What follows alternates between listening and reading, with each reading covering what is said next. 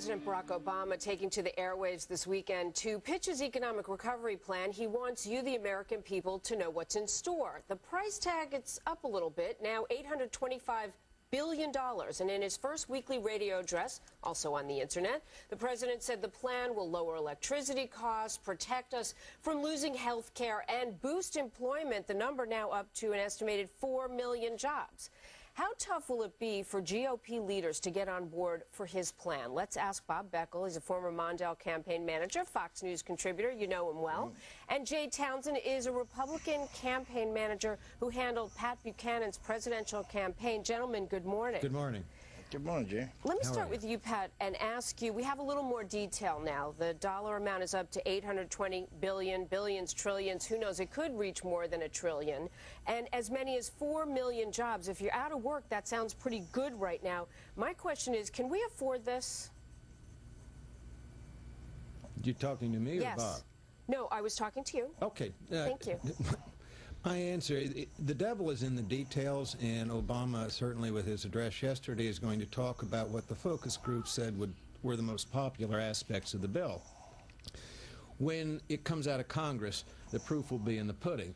And I think I remember the lesson that Bill Clinton learned, and who still talks about that the worst mistake he made during his first term in his early days was turning the stimulus bill over to the United States Congress and the Democrats in Congress instead of including the Republicans. I think Obama needs a bipartisan bill. He needs Republican votes on this bill, and he's going to need to put some tax cuts in it to get it passed that way. The last thing he wants is for this to be a Democratic bill. They'll fill it full of pork that is indefensible, as did the Congress in 1993. All right, well, Bob, the president can probably get this plan through with just the Democratic support that he has. Why is it important that he have the support of the GOP? Well, I mean, Jay's right. I think it is important when you're spending this much money that you have a bipartisan support. But let's put this in a little bit of context. Let's remember Obama inherited this mess from 8 years of Republican administration, 6 of those years of Republican Congress.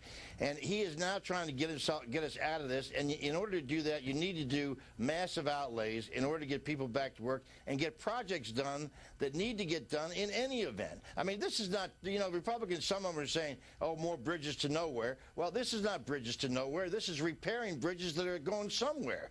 And we've got to do that. He's talking about doing infrastructure that is absolutely essential. He's talking about the grid. He's talking about weatherizing buildings that's going to save us billions of dollars a year. All this stuff needs to get done. Do you think why not do it now? Though, right now? Oh, absolutely. You can't afford not to.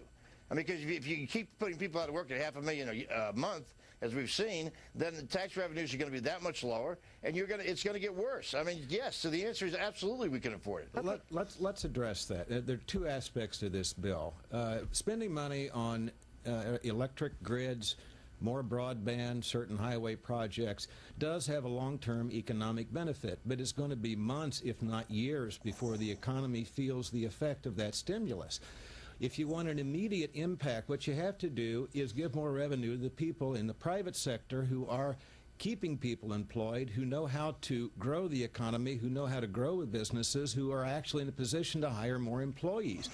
The private sector will do that and get it done much more quickly than any government bureaucracy. But, Jay, let me ask you, one person who's been very vocal about this is John Boehner, and he says that in order for this plan, as it's outlined right now, to go through, it will cost a whopping $275,000, he says whopping, in taxpayer dollars, and every household will take on $6,700 of additional debt. So who's right and who wins?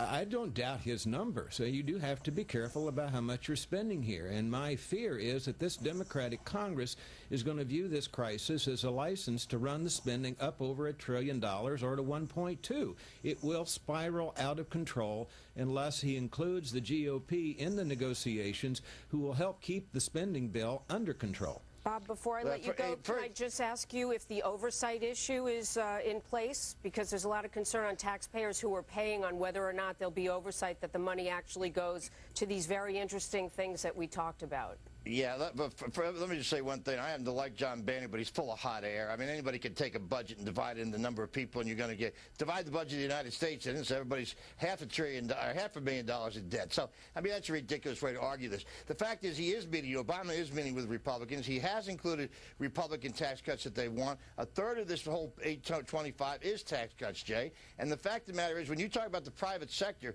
you want to turn it over to this private sector? They've done a wonderful job keeping people at work and creating jobs, haven't they? They've done a wonderful job of mismanaging the economy because they've been unfettered and unregulated, and when you do that, you see the price we're paying for it now. I hope we'll learn from that as well. I know Jay would like to respond, but Jay, I'm sorry, I'm told that we're out of time, but we're going to use our imagination on that one, and we'd love to have you back. Bob. I'm sorry that I called you Pat, but I had this vision of Pat Buchanan in my head. Nice to see both of you, Bob. Always a pleasure. Have a great day. I appreciate it.